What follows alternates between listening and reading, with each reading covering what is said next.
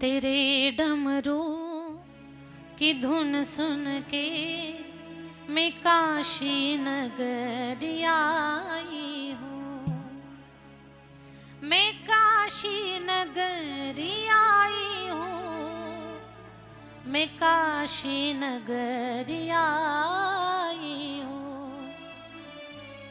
तेरे डमरू की धुन सुन के मैं काशी नगर आई हूँ। सुना है हमने ओ भोले तेरी काशी में गंगा है, उसी गंगा में नहाने को मैं काशी नगर आई हूँ। दोघांनी मिळून काशी नगरी तयार केली। ही पूर्ण सृष्टी जरी पाण्याखाली गेली तरी काशीचा लय होत नाही। ती शंकराची राजधानी आहे, ती त्रिशूळावर विराजमान आहे। काल ओघात मी तुम्हाला बोलून गेले, माणूस म्हणून जन्माला आलो। जुनी लोक सांगायचे आपण एकदा तरी जीवनात काशी करावी, काशी हे तीर्थक्षेत्र पाहून यावं। आणि गृहस्थी माणसाला तर काशीला जावंच एकदा तरी। ब्रह्महत्येसारख्या पातकातून मुक्ती देण्याचं काम काशी क्षेत्र करत आहे। ओघवत्या वाणीनं काल बोलत असताना हेही सांगितलं की काशीमध्ये प्रत्येक जीवाचा प्रयत्न असतो, आम्हाला मुक्ती प्राप्त झाली पाहिजे। म्हणून काशीला गेलात तर विश्वनाथाचं दर्शन घ्या, गंगा आरती करा, गंगेचं स्नान करा, काल भैरवाचं दर्शन घ्या, अन्नपूर्णेचा प्रसाद घ्या। जी काशीची जी तिथली देव आहेत, कवडी माता असेल, या सगळ्यांचे दर्शन घ्या। काशीचं पाणी आणि तिथली रेती घरी आणू नका। ज्यांनी कोणी आणली असेल त्यांनी आता वेळ न घालवता तुम्ही आपल्या जवळच्या शिवालयामध्ये जाऊन सोमवारची अष्टमी, प्रदोष, महिन्यातली शिवरात्री, सोमवार असे पर्वकाळ पाहून अभिषेक करून टाका। कारण त्या पाण्यामध्ये काही जीवजंतू असतात, त्यांना मुक्ती मिळावी याच्यासाठी ते प्रयत्नात काशीमध्ये काय जन्मले असतील, निर्माण झाले असतील, त्यांच्या काय दैवानं आपण त्यांना घरी घेऊन यायचं। म्हणून काशीचं पाणी आपण आणू नये आपल्या घरी। आणलंय त्यांनी घाबरायचं काही कारण नाही, त्यांनी उगीच जीवाला खाण्याचंही काही कारण नाही। पण सत्य सांगणं, तुमच्या कल्याणाचं आणि भल्याचं सांगणं या व्यासपीठावरनं ही माझी जबाबदारी आहे, म्हणून तुम्हाला सांगते। एखाद्या गोष्टीच्या अज्ञानात तुम्हाला ठेवू नये। तर काशी हे मुक्ती देणारं क्षेत्र आहे, ती पुण्यभूमी आहे। भगवान सदाशिवानं एक पुरुष निर्माण केला, अतिशय सुंदर। त्याच्यामध्ये गळ्यामध्ये वैजयंती माळा आहे, शंख चक्र गदा पद्म ही आयुध धारण केलेली आहेत, पिवळा पीतांबर आहे। आणि तो पुरुष त्याला सांगितलं तपश्चर्या कर। त्याने विचारलं माझं नाव काय? विश्वाला व्यापक असाल म्हणून नाव तुमचं विष्णू। तप करायला सांगितलं, घोर तप केलं आणि विष्णू योग निद्रेमध्ये गेले। ब्रह्माजीला निर्माण केलं। अगोदर ब्रह्माजीला 5 मस्तकं होती, 4 दिशेला 4, वरच्या दिशेला 1। ब्रह्माजी तप करायला बसले, पण त्यांच्या 5व्या मुखामध्ये अहंकार निर्माण झाला। बऱ्याच लोकांना सांगितलेली कामं करायची सोडून नको ती कामं करण्याची सवय असते। म्हणजे आपल्यापैकी कोणी नाहीये तसं, मी खूप दूरचं आणि आपल्यापैकी कुणाचंच काही सांगत नाही। इथून गेल्यानंतर विचार करू आपलं सांगायचं का नाही। नको ती कामं करण्याची सवय असते काही लोकांना। ब्रह्माजीनं तप सोडलं आणि विचार करत बसले, मीच तप करायचं का? हा का झोपला? नारायणाला उठवलं, उठा विष्णू तपश्चर्या करा। विष्णू म्हणतायत, ब्रह्माजी माझं तप झालंय कारण मी तुमच्यापेक्षा मोठा आहे। माझ्या नाभीतून कमल निर्माण झालेला आहे आणि त्या कमलामध्ये तुमची निर्मिती आहे। तुम्ही माझे पुत्र आहात, मी तुमचा पिता आहे। ब्रह्माजी हसायला लागले, म्हणे मुलगा म्हातारा आणि बाप तरुण असं जगात हे वेगळंच चित्र दिसतंय। माझी पांढरी दाढी, पांढरं वस्त्र, सुरकुत्यात पडलेलं शरीर, तुम्हाला वाटत नाही का मी तुमच्यापेक्षा वयानं मोठा आहे? मी म्हातारा आहे. मी तुमचा पिता आहे, तुम्ही माझे पुत्र आहात. विष्णू म्हणतात, नाही ब्रह्माजी, तुम्ही माझे पुत्र आहात. यातूनच वाद पेटला. मी मोठा, मी मोठा, मी मोठा. आणि मी काल हेही तुम्हाला सांगितलं की आज पूर्ण जगामध्ये एवढ्याच एका कारणानं वाद आहे, तू मोठा का मी मोठा. जगात भांडणं सुद्धा याच कारणानं आहे, तू मोठा का मी मोठा. एका घराची 2 घरं होत आहेत, त्याला सुद्धा हेच कारण आहे, मी मोठा का तू मोठा. पण जगाच्या पाठीवर वारकरी संप्रदायाला प्राप्त झालेली संतांची जी श्रीमंती आहे आणि संतांच्यामुळे जी आध्यात्मिक विचाराची श्रीमंती प्राप्त झाली, ती खरंच या तुटक्या वाणीनं त्या श्रीमंतीचं काय वर्णन करावं. संत सांगतात, जगात तोच मोठा आहे ज्याला लहान होता येतं, तो जगात महान आहे. तुकोबाराय स्वतः सांगतात, जे तुकोबाराया ज्यांची उंची आभाळापेक्षाही मोठी आहे, अनुरेणू या थोकडा तुका आकाशा एवढा, ते तुकोबाराय सांगतात, लहानपण देगा देवा. लहानपण देगा देवा, मुंगी साखरेचा रवा, मुंगी साखरेचा रवा.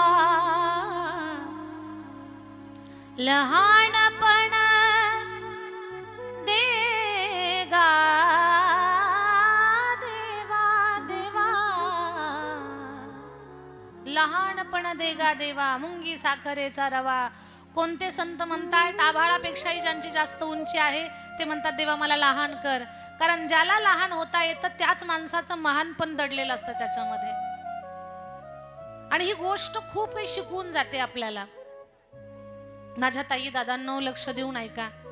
समाजामध्ये तुमचं जे स्थान आहे, तुम्हाला मिळालेलं पद आहे, लोकांनी दिलेली जी मान्यता आहे, तुम्ही जी कमवलेली जनसेवेनं प्रतिष्ठा आहे, ती कायम जर तुम्हाला टिकून ठेवायची असेल, तुमची जागा लोकांच्या मनात कायम ठेवायची असेल, तुमचं पद कोणी हिसकावून घेऊ नये असं तुम्हाला वाटत असेल, तर त्याच्यासाठी नम्रता हा गुण खूप जपून ठेवा. तुमच्याकडे नम्रता असली पाहिजे, तुम्हाला नमता आलं पाहिजे. नम्र झाला भूता तेने कोंडिली अनंता. नम्रतेची खूप मोठी ताकद आहे. तुमच्याकडे नम्रता हा गुण असेल तर तुमची जागा कोणीही घेऊ शकणार नाही, ती कायम तुमच्या नावीच असणार. एक छोटस उदाहरण आहे त्याच्यासाठी, फार सुंदर आहे, सर्वांच्या परिचयाचं आहे. एकदा समुद्राच्या पत्न्या समुद्राला भेटायला निघाल्या. समुद्राच्या पत्न्यांचं नाव सांगता येईल का? गंगा, यमुना, सरस्वती, नर्मदा, सिंधू, कावेरी या सगळ्या नद्या समुद्राच्या पत्न्या आहेत. त्या समुद्राला भेटायला जातात. बट जाताना त्या काही रिकाम्या हाताने जात नाही, काही ना काही भेटवस्तू घेऊन जातात. तुम्ही म्हणाल, नद्या कसं काय भेटवस्तू घेऊन जाता? आपण आपल्यावरून अभ्यास करायचा. जेव्हा तुम्ही माहेरी जाता, माहेरवरनं घरी येता, मग मालकाला काहीतरी भेटवस्तू देता. एखादं घड्याळ, टी शर्ट, गॉगल, टोपी, एखादा पायातला जोडा घेऊन जाता. सांगता, माझ्या बाबानं, माझ्या दादानं तुम्हाला ही भेटवस्तू दिली. भले या बिचाऱ्यांना माहिती नसतं की यांच्याच खिशातल्या पैशाचं असतं म्हणून ते, पण नाव मात्र माहेरचं करता. आपल्या मालकाला भेटवस्तू घेऊन जातो आपण माहेरवरनं सासरी जाताना. तसं या नद्या सुद्धा आपल्या मालकाला भेटायला जाताना, आपल्या पतिराजाला भेटायला जाताना काही ना काही भेटवस्तू घेऊन जातात. मग काय घेऊन जातात बरं या? त्या एकदा का खवळल्या, त्यांच्या पात्रात पूर भरला, पाणी चढलं की ती कुणाची घरं, कुणाची गुरं, कुणाची डोरं, पर्वत, दगड, धोंडे हे सगळं घेऊन जातात. त्यांच्या प्रवाहात जे सापडल त्याला घेऊन जातात. एक दिवस समुद्र म्हटला, का ग, कुणाची घरं घेऊन येता, कुणाची जनावरं घेऊन येता, कुणाच्या काही वस्तू घेऊन येता तुम्ही, पण एक गोष्ट तुम्ही आजपर्यंत माझ्यासाठी आणली नाही. आवेशात असलेल्या नद्या म्हणतात, मालक सांगून पहा, तुम्ही जे मागताल ते आम्ही देऊ तुम्हाला.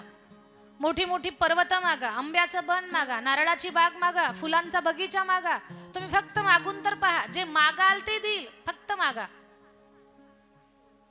समुद्र म्हटला, आंब्याची बाग नको, नारळाचं बन नको, फुलांचा बगीचा नको, मोठी पर्वत नको, 10 मजली इमारत नको, यातलं काहीच नको. पाहिजे काय? अगं, तुमच्या पात्रामध्ये तो छोटा लव्हाळा आहे की नाही, तो आणा. आवेशात असलेल्या नद्या एका मिनिटात शांत झाल्या. मालक, बाकीचं काही पण मागा, पण लव्हाळा नका मागो. आणि का? म्हणे आम्ही रागात आलो ना, ते खाली मान घालतं, आणि आम्ही शांत झालो की तुरा काढून उभं राहतं. आम्ही वेगात निघालो की ते खाली झुकतं, नमतं, ते त्याला नम्र होता येतं. जर नम्रतेमुळे छोट्याशा लव्हाळ्याची जागा पर्वत घेऊन जाणाऱ्या नद्या घेऊ शकत नाहीत, हाच नम्रता गुण जर आपण आपल्या आचरणामध्ये आणला तर जगाच्या पाठीवर आपली जागा कोण घेणार आहे? आपण आपल्या जागेवर कायम टिकून राहण्यासाठी आपल्या अंगी नम्रता हा गुण असलाच पाहिजे. तेव्हा माझं पद कुणी घेऊ नका, माझी जागा घेऊ नका, हा प्रश्नच आपल्याकडे उभा राहणार नाही. आणि काही गोष्टी मागून मिळत नसतात, त्या आपल्या कर्तृत्वाने मिळवायच्या असतात. ब्रह्माजीला नेमकं हेच नाही कळालं. ब्रह्माजीला मोठं व्हायचं होतं, मी मोठा आहे हे सिद्ध करायचं होतं. ते सिद्ध करण्याच्या छंदामध्ये त्यांच्याकडनं खूप मोठ्या चुका झाल्या. आणि ब्रह्माजी, मी या अग्निस्तंभाचा अंत पाहिलाय. ह्या खोट्याला पचवण्यासाठी, सिद्ध करण्यासाठी त्यांनी केतकी पुष्प आणि गोमाता दोघांची सहाय्य घेतलीये, मदत घेतलीये. स्वतः तर स्वतः फसले, पण या बिचाऱ्यांनाही फसवलं. खोटी साक्ष देणारी माणसं काही क्षणासाठी आम्हाला काहीतरी मिळेल या आमिषानं ती सुखावलेली असतात, पण जेव्हा त्यांची खोटी साक्ष उघडकीस येते तेव्हा त्यांची सर्व प्रतिष्ठा आणि किंमत संपलेली असते. त्यांना काहीही महत्व राहिलेलं नसतं. एकतर पहिले खोटं बोलूच नये, आणि दुसरी गोष्ट खोट्याला कोणी मदतही करू नये. ब्रह्माजीला एवढा भयंकर शाप प्राप्त झाला. ब्रह्माजी, ही सृष्टी निर्माण कराल तुम्ही, पण खोटं बोललायत ना तुम्ही, त्याचा परिणाम तुम्हाला भोगावा लागेल की तुम्हीच निर्माण केलेल्या सृष्टीमध्ये तुमचंच मंदिर नसेल. किती मोठा अपमान आहे हा, किती मोठा दंड आहे, किती मोठी शिक्षा आहे. म्हणजे इमारत आपण उभी करावी आणि पोरांनी आपल्याला घरातून हकलून द्यावं, काय म्हणेल आपला जीव? ब्रह्माजीनं निर्माण केलेली ही सृष्टी आहे, पण या निर्माण केलेल्या सृष्टीमध्ये, देवघरामध्ये ब्रह्माजीला स्थान नाहीये.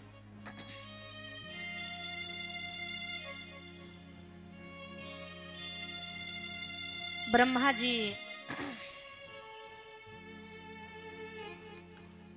क्षमा याचना करतायत, माफी मागतायत, कुठेतरी जागा द्या.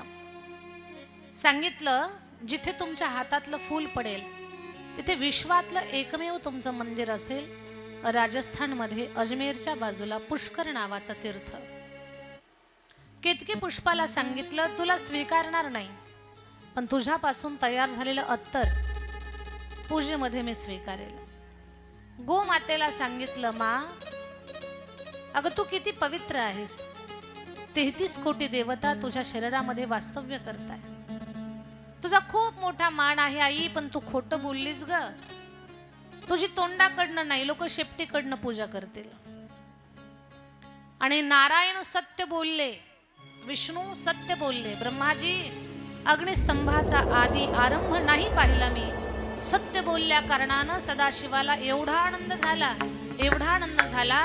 सदाशिव म्हणतात, नारायणा, खरं बोललात तुम्ही, सत्य बोललात, सत्य बोललात तुम्ही, तुम्हाला आशीर्वाद देतो. जगामध्ये तुमचं सत्यनारायण या रूपाची लोक पूजा करतील. सत्यनारायण भगवान की जय. सत्यनारायण स्वरूपामध्ये लोक तुमची पूजा करतील. जे लोक सत्यनारायणाची उपासना करतात, समाजामध्ये त्या लोकांची प्रतिष्ठा वाढलेली असते, त्यांचा मान वाढलेला असतो. सत्यनारायणाच्या पूजेचा प्रभाव. इथपर्यंत आपण कालच्या कथा सत्रामध्ये चर्चा केली होती. आता आपण इथून पुढे कथेला घेऊन जाणार आहोत की जेव्हा भगवान सदाशिव विष्णूला म्हणजे नारायणाला खूप काही वरदानं देत होते, तेव्हा सांगितलं सदाशिवानं, नारायणा तुम्ही सत्य तर बोललात, पण तुमच्या या सत्यवृत्तीला मला आणखी खूप आशीर्वाद द्यावेसे वाटतात. असंही तुमच्या विना मला करमत नाही, तुम्ही अखंड माझ्या सोबत असावं असं मला वाटतं. का बरं असं? आपल्या संतांनी सुद्धा सांगितलंय, एक एकाचे हृदयी आणि गोडी साखरेचे उजवे वाम भाग, तुका म्हणे एकची अंग, हरिहरा भेद नाही करू नये वाद. हे कितीतरी पुरावे की दोघांना एकमेकाशिवाय जमत नाही, दोघं वेगळे नाहीतच. फक्त कुठल्या ना कुठल्या मार्गाने लोक भक्तिपथाशी जोडल्या जावेत म्हणून यांनीच अनेक रूप धारण केलेले आहेत. कुणाला हनुमानजी आवडत असतील, करा हनुमंतरायाची उपासना. हनुमंतरायाची उपासना सुद्धा मूळ जे सत्य तत्व आहे तिथपर्यंत पोहोचून जाते. कुणाला राम आवडत असतील, करा रामाची उपासना. कुणाला शिव आवडत असतील, शिवाची उपासना करा. उलट आपल्या हिंदू धर्माचे, आपल्या सनातन धर्माचे कोटी कोटी धन्यवाद व्यक्त करा की आपल्याला इथे आपल्या आवडीचा देव निवडण्याची मुभा आहे. इतर धर्मामध्ये ती सुविधा नाहीये की नाही या देवात मन लागत नाही मग दुसरा देव, तसं नाहीच आहे तिकडे. आपल्याकडे ती मुभा आहे. तुम्हाला आवडतं ना त्या देवाची उपासना करा. तुमची उपासना मूळ त्या तत्वालाच प्राप्त होईल, ज्या मूळ तत्वानं ही अनेक रूप घेतलेली आहेत. सुंदर भजन आहे आणि ते सर्वांच्या परिचयाचं भजन आहे.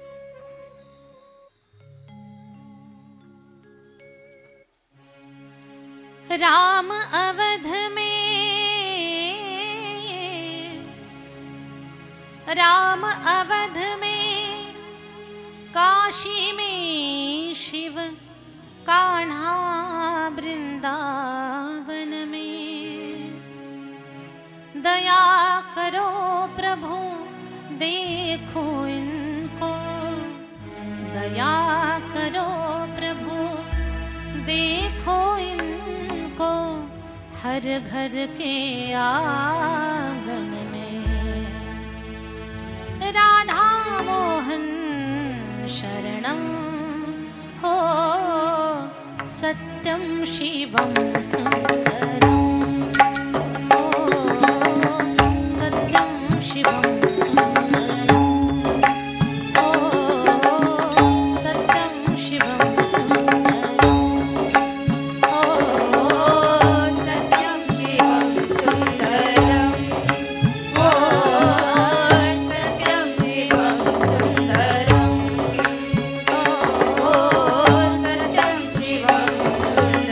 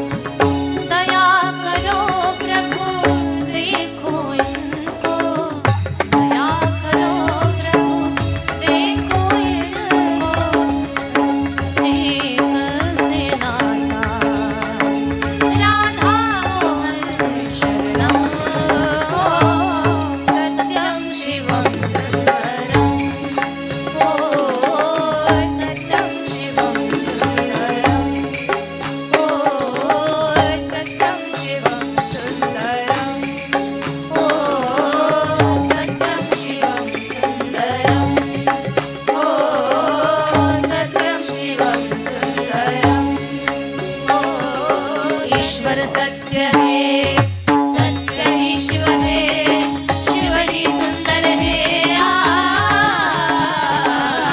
सत्यम शिवम सुंदरम,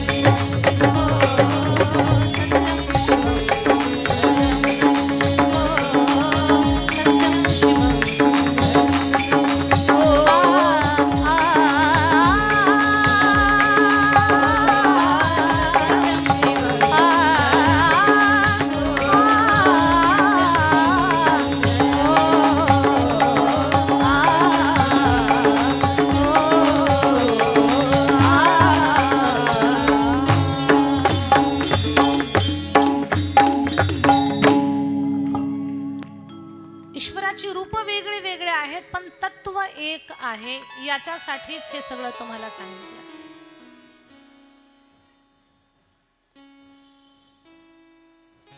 भगवान सदाशिव नारायणाला खूप आशीर्वाद देतात। नारायणा, सत्यनारायण रूप तर असेलच, पण तुमच्या शरीरापासून हे जे पाणी बनलेलं आहे, तर हे पाणी मी माझ्या पूजेमध्ये स्वीकारेन। जो मला तांब्याभर पाणी अर्पण करेल त्याच्या जीवनातली इडा पिडा दुःख दारिद्र्य नाश करण्याची जबाबदारी माझी। मला कुणी फूल वाहू दे, मिठाई वाहू दे, पेढा वाहू दे, किंवा ती नसूही दे त्या भक्ताकडे, त्यानं फक्त तांब्याभर पाणी घातलं तर मी खुश होईल, त्या लोटाभर जलानं मी प्रसन्न होईल। कथेच्या पहिल्या दिवशी सुद्धा मी सांगितलं होतं की भगवान श्री शंकराला, सदाशिवाला पाणी फार प्रिय आहे। का तर ते विष्णूच्या शरीरापासून किंवा विष्णू स्वरूप आहे ते। असंही सदाशिव म्हटले होते, तुमचं नाव काय, तर तुम्ही विश्वाला व्यापक असाल म्हणून तुमचं नाव विष्णू।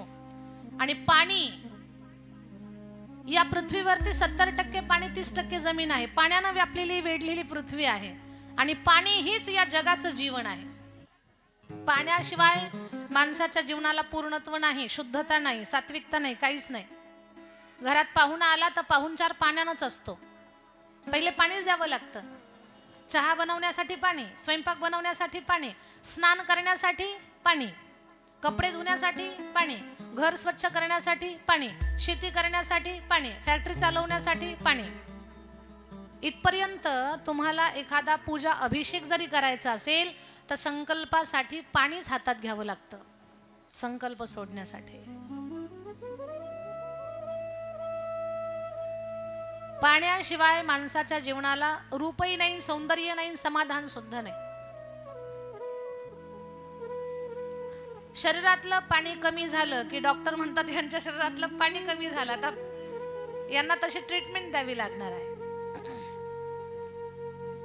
नारायणा, पाणी हे तुमचं रूप आहे। जो कोणी मला लोटाभर पाणी अर्पण करेल मी त्याच्यावर खुश होईल, प्रसन्न होईल।